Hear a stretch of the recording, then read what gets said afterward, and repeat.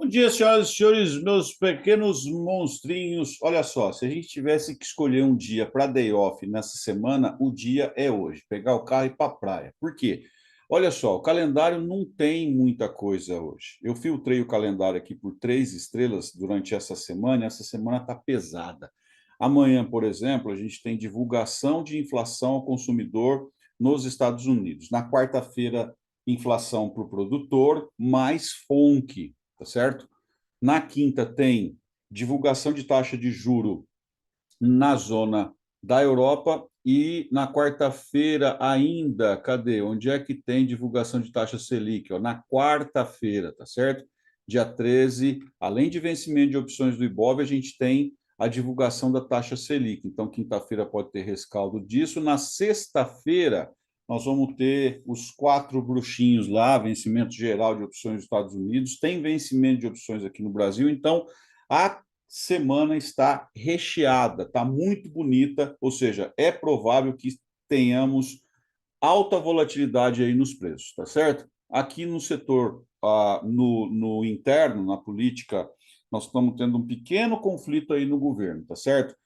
A presidente do PT está dizendo que o fiscal, se você perseguir meta fiscal, não vai gerar aquecimento na economia. O Haddad vem e fala, não, isso aí não existe, a gente tem que se preocupar com o fiscal. Aí o tal do Lindenberg vem e fala que critica também, enfim, está complicada essa questão do governo em relação ao fiscal. Não podemos ter o presidente de um partido ser contrário à política econômica que o ministro, que o chefe da economia tem. Mas isso não vem ao caso, a gente não está aqui para olhar para a política, embora isso possa fazer preço, né? A gente saia da esteira macro do global e pode trazer um problema interno, tá bom? S&P está no 0 a 0 depois de atacar a buy side liquidity, está esperando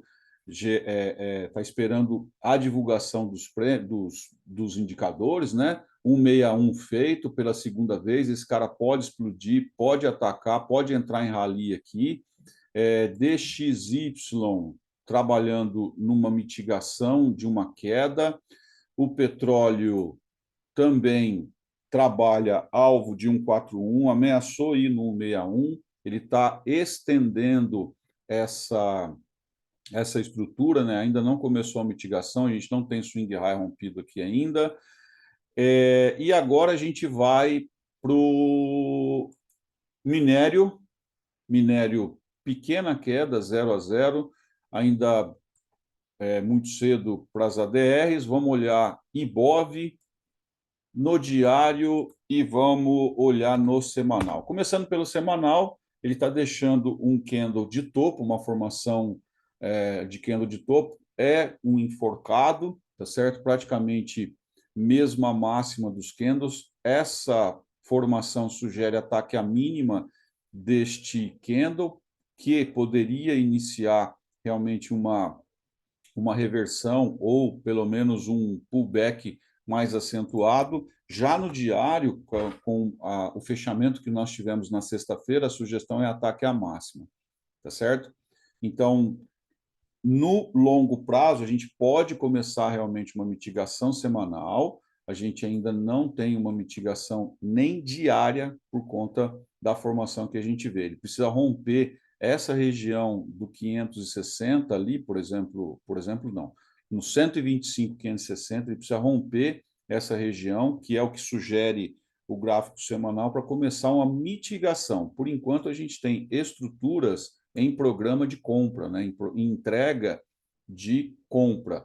Provavelmente o índice futuro vai estar na mesma condição, olha lá, fechamento acima da máxima anterior, sugere ataque à máxima. A gente tem um buy side liquidity muito próximo ali. Quando existe o rompimento da máxima de um inside bar, geralmente ele ataca a máxima anterior. E o que aconteceu aqui foi uma outside bar em topo. Então, está bem travado esse movimento aqui, pode ficar travado ainda hoje por conta das divulgações dos indicadores ao longo da semana. No semanal, no diário também, a gente vê uma inside bar com enforcado a figura que nós temos no índice, ela é de Harami. Percebam que houve inicialmente uma outside bar e agora uma inside bar. E a figura que aconteceu foi um enforcado. Quando o enforcado ele perde a mínima, ele tem acionado um pullback, pelo menos, tá certo? E na semana, a sugestão que há em relação ao ataque é a mínima do semanal. Então, nós temos de hoje até sexta-feira para isso acontecer.